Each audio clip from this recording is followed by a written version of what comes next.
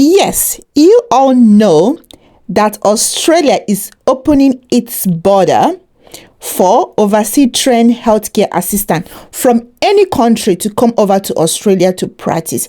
However, there is a process, okay? For you to get a job or for you to get a visa via visa 482 as a healthcare assistant in Australia, you must do your skill assessment. Okay, so in my previous video, just my most recent video, I explained the assessment process for personal care assistant and nursing support officer. That is the care assistants that provide direct care to patients or to people. Okay, these two occupations are being assessed by Australian Nursing and Midwifery Accreditation Council. I made a video about that. So if your occupation falls into these two categories, please watch that video. Personal care assistant, nursing support officer. Okay, this is the video. Please go watch it. All right.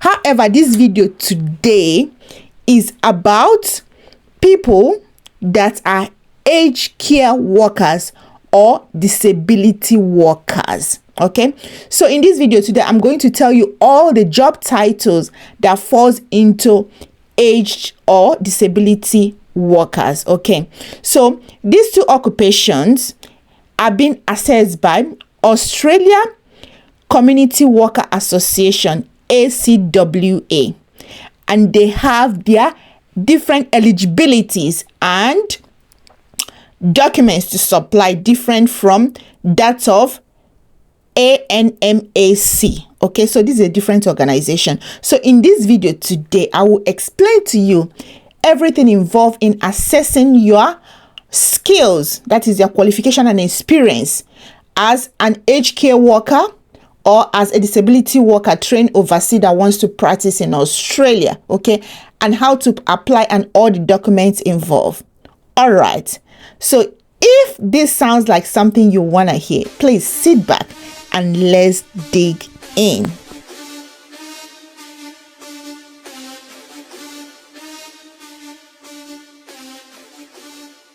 Hi everyone, welcome to my channel Jenkenny's Creation, where we keep it real. Okay, thank you for subscribers, you guys rock. And if you haven't subscribed to my channel, please do subscribe to my channel and become a member of this beautiful community where we keep it real. Please do like my video.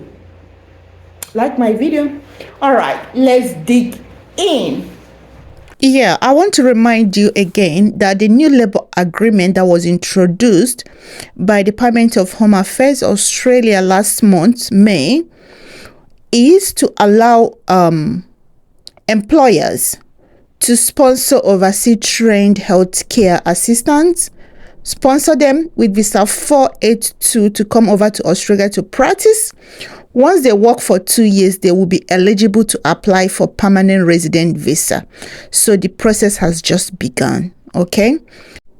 Now we'll talk about how ACWA will assess your skill and qualification. Okay, so when you hit the link in the description section, you will come to this page. Okay, so when you come to this page and you go through the menu, you will come to migration. Okay, or rather migrant. Click on the migrant. If you go down, these are the occupation list that are being assessed by ACWA. The last part of it is the one for aged or disability care workers. Okay, yeah, so this is the one we're talking about today, and this is the one we are going to explore. But before I start, I want to show you the occupation that falls into this category.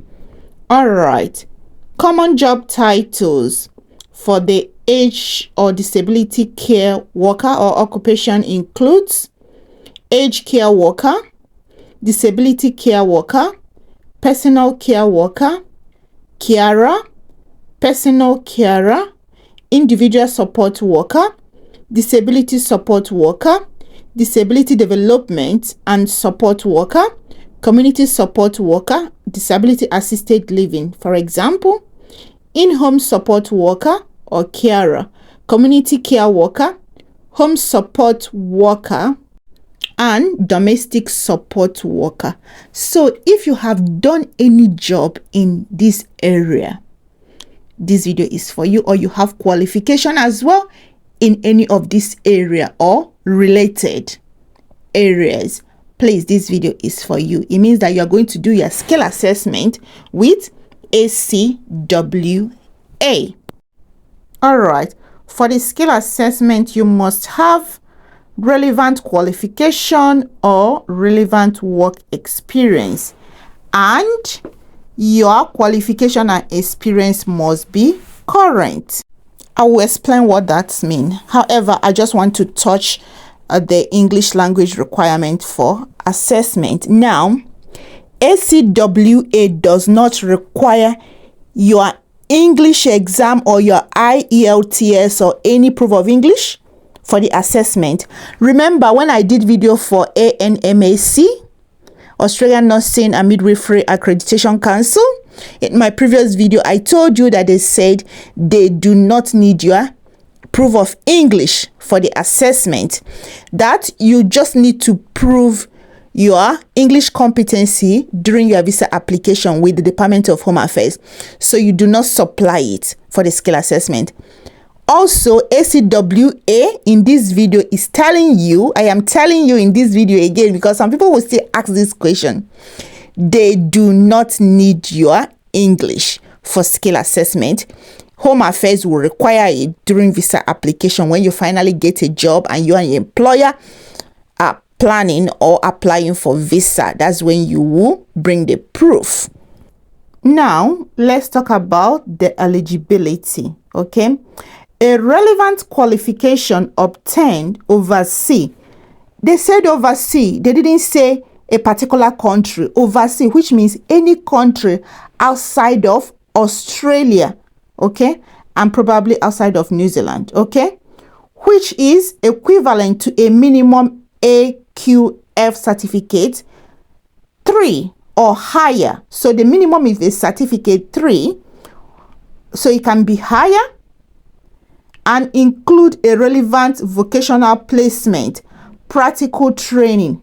Remember when I did my first video when Australia announced this visa, I told you that Australia Certificate 3 in aged care or personal care requires you to do what? Placement, clinical placement, where you go to a facility and work for probably 120 hours and so on before you will achieve your certificate. So for the purpose of this skill assessment, if the certificate you have or the certificate for UK or something you say you had does not have a placement, a clinical placement aspect when you did your training, then you are not qualified for ACWA skill assessment, because you must make sure your training incorporates practical placement.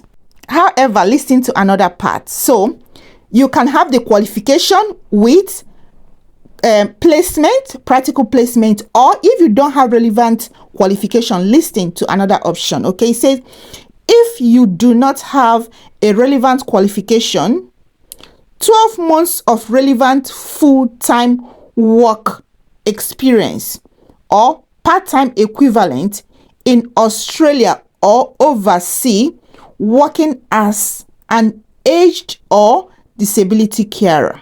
Do you see that? That sounds good.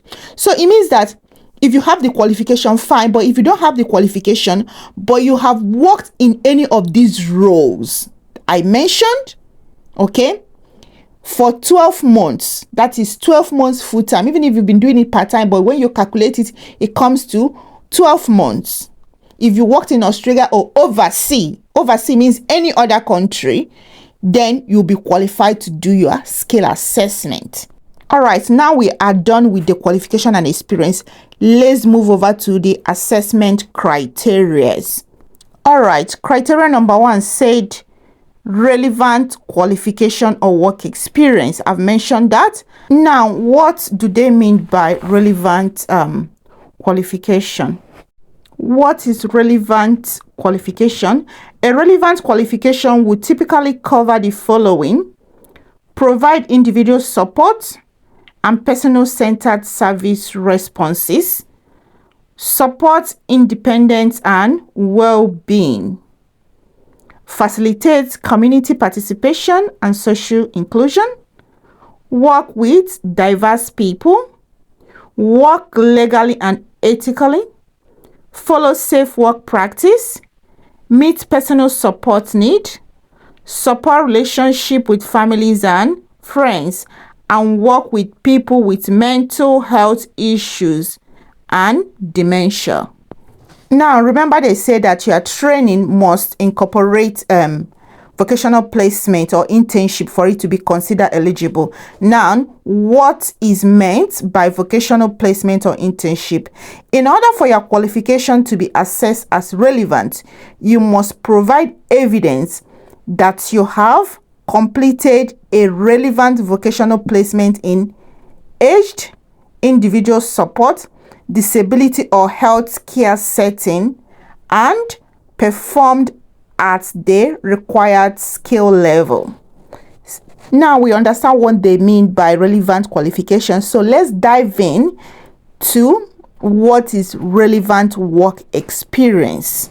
All right, so they said if you do not have relevant qualification, then you must demonstrate relevant work experience in aged care or disability that you have for at least 12 months. So you must have one. Is either you have the qualification or you have relevant work experience. So if you have relevant qualification, you do not need to have work experience. But if you do not have the qualification, you must have your experience. I know why I'm emphasizing on this. I know because I've gotten so many questions about this. All right, so relevant work experience involves provision of direct service to aged clients, somebody that is old, that is older clients, or client with disability, or working with clients in a similar healthcare setting. Is paid work. It must be paid work. Is not volunteer, because they will ask you for proof. You must provide a proof. It must be full-time. Even if it's part-time, it must be equivalent of 12 months full-time. Is performed for a minimum of 12 months. Okay, it must meet what? The currency. It must be current. Let's check what they mean by that. Okay, it means that for your qualification to be considered, it means that you must have obtained your qualification within the last 4 years. Many people will be qualified for this, okay? And for your experience to be considered, it means that you must have worked for 3 months in the last 18 months, okay? Please check the glossary of terms section to understand some terminology used in this section. Okay, all right, so let's talk about the document that you need to submit. So they have document checklist. Okay, so these are the documents you need to submit for your application. The first one is your identity document. You must submit at least 3 identity documents. Okay, and this can be your passport bio page, your birth certificate, email account. You know, when you open your email account in the Department of Home Affairs, or Australian visa if you already have a visa, or your proof of email account. Okay, you can easily get that one. It's online. Or driver's license or ID card issued by your country of citizen. Okay, the second category of document they need is your qualification. If you have qualification, if you have only experience, then you don't need to submit qualification. What do they need? They need certified copy of your qualification, awarded certificate, certified copy of your transcript of results, and also evidence of vocational placement. Remember they mentioned it, or your practical training. Okay, please stop saying that you don't have transcript. Go and request for your transcript. This is what, 21st century. Stop that. They did not give it to you doesn't mean that they cannot provide it for you when you request. Please know you are right. Know you are right. Okay, all right, the third category of the document they need is your industrial experience, your work experience, if it is applicable. Okay, so they've explained what they need from you. All right, so they want official position description for relevant work experience. Okay, and they want letter from your employer, also known as statement of service. They also want your CV and 2 referees, so you provide 2 references for them. One of them must be your supervisor. Okay, the other person can be anyone. I will try and do video on Australia's CV, probably give example with a healthcare assistant. Yeah, so help me God. Truly, I think I have so many things to give out. I really want to prepare you guys for this. Do it yourself if you can. Okay, all right, let's be going. Now they have changed this recency criteria. So they said that your qualification must have a date that you have obtained it within the last 3 years, and for the recency of practice, you must have practiced at least 3 months in the last 12 months. Now they've changed it, but it's still okay. Document number 5, if you are using agent, you do a declaration. This does not mean that you must use agent, but if you are using agent, you have to declare and let them know. Other documents could be if you belong to any professional organization or membership, provide them your registration verification number so they can verify. The ACWA skill assessment has not started. They've laid down the process and the eligibility and the cost.